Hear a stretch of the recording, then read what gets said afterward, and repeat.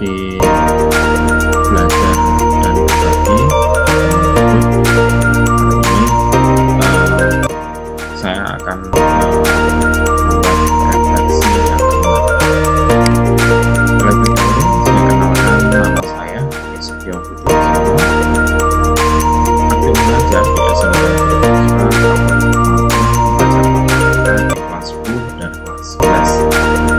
Kemudian untuk saya sendiri di sini ada dua channel, ini ada Budi dan Setio Collection, kemudian Instagramnya Tio Laksono.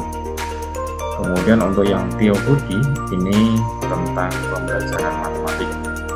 Kemudian yang untuk Setio Collection ini adalah rencana untuk koleksi-koleksi saya yang masuk di otomotif, vlog, dan sebagainya. Kita lanjut. Jadi di refleksi yang kelima ini akan saya coba memaparkan tentang 3 pertanyaan yang disajikan di dalam modul 5 tersebut. Yang pertama, hal baru yang Anda pelajari tentang pembinaan dan komunikasi. Jadi di sini saya mempelajari tentang pentingnya mendengarkan secara efektif, secara aktif dalam pembinaan dan komunikasi yang efektif.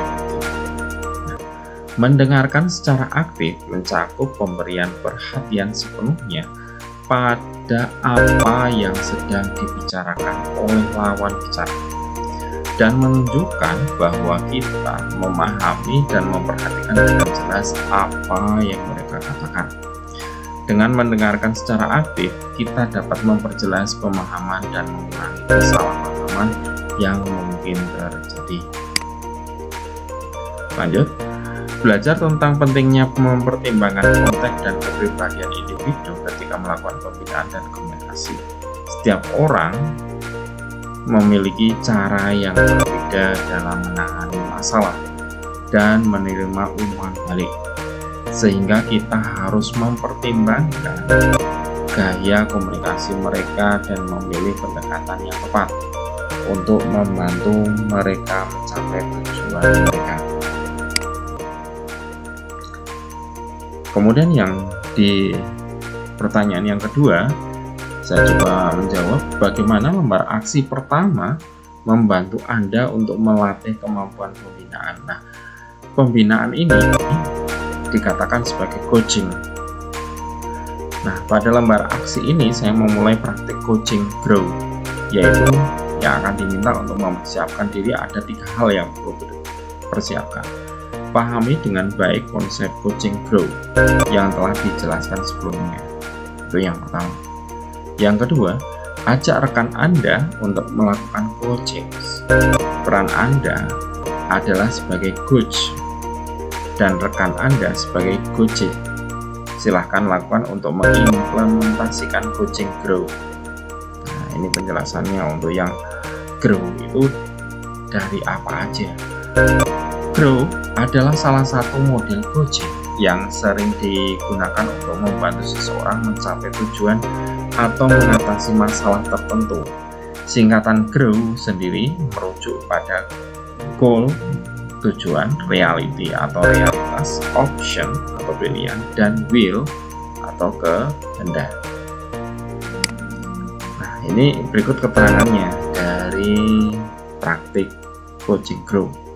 Yang pertama, goal. Tujuan pertama, tentukan tujuan yang ingin dicapai oleh klien. Tujuan harus spesifik, terukur, dapat dicapai, relevan, dan terbatas waktu. Yang kedua, reality atau realitas. Setelah menetapkan tujuan, coach akan membantu klien untuk memahami situasi saat ini atau realitas yang mereka hadapi dalam mencapai tujuan tersebut. Yang ketiga, option atau pilihan. Setelah memahami realitas saat ini, coach akan membantu klien untuk mengeksplorasi berbagai pilihan dan strategi yang dapat dilakukan untuk mencapai tujuan mereka. Will, yang keempat, kehendak. Setelah memilih opsi yang tepat, coach akan membantu klien untuk merencanakan tindakan dan menjalankan strategi untuk mencapai tujuan mereka. Jadi itu yang langkah-langkah grow atau kepanjangan dari grow itu semua sudah kita kasih keterangan. Secara keseluruhan, praktik coaching grow adalah model yang efektif untuk membantu seseorang mencapai tujuan atau mengatasi masalah tertentu. Yang ketiga atau yang terakhir, pertanyaan yang terakhir, tips Anda untuk para pengajar menerapkan pembinaan dan motivasi. Ini ternyata ada banyak. Yang pertama, dengarkan dengan aktif. Lalu sebagai seorang pengajar yang ingin menerapkan metode pembinaan, Anda harus belajar mendengarkan dengan aktif.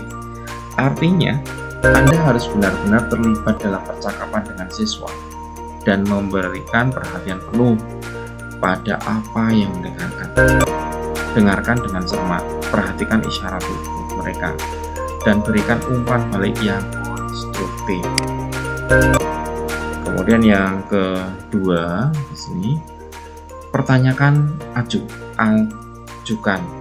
pertanyaan yang tepat untuk membantu siswa merenung tentang situasi dan mencari solusi. Jangan hanya memberi jawaban, tapi dorong siswa untuk mencari jawaban sendiri dengan cara bertanya yang efektif. Yang ketiga, berikan umpan balik yang konstruktif. Berikan umpan balik yang konstruktif dan terarah. Berikan pujian ketika siswa berhasil mencapai tujuan, dan berikan umpan balik untuk membantu mereka memperbaiki keterampilan dan mencapai tujuan mereka. Terus yang keempat di sini, gunakan bahasa tubuh yang tepat. Artinya, gunakan bahasa tubuh yang mendukung komunikasi yang efektif. Ini termasuk senyum, kontak mata, gerakan kepala, dan bahasa tubuh lainnya yang menunjukkan bahwa Anda terbuka dan siap membantu siswa. Yang kelima, buatlah lingkungan yang mendukung siswa dalam mencapai tujuan mereka. Ini termasuk membangun hubungan yang positif dan memotivasi siswa untuk mencapai tujuan mereka. Kemudian yang keenam, berfokus pada hasil seorang pengajar. Fokuslah pada hasil dan bukan pada proses. Ingatlah bahwa tujuan utama adalah membantu siswa mencapai tujuan mereka dan bukan hanya memberikan informasi. Yang ketujuh, jadilah fasilitator. Sebagai seorang pengajar yang ingin menerapkan metode pembinaan, jadilah fasilitator daripada mengambil alih. Berikan kesempatan pada siswa untuk menemukan solusi sendiri dan berikan bimbingan ketika diperlukan. Nah, yang terakhir sebelum saya tutup di sini, channel ini akan lebih berkembang dengan dukungan dari teman-teman ataukah rekan-rekan semua. Maka tolong kalaupun bisa kita klik like ataukah klik subscribe-nya ataukah klik kontennya, sehingga saya ini akan lebih tambah bersemangat untuk membuat konten-konten seputar pendidikan, vlog, ataukah entertain, games, otomotif, dan sebagainya. Terutama di kali ini adalah di guru belajar dan berbagi.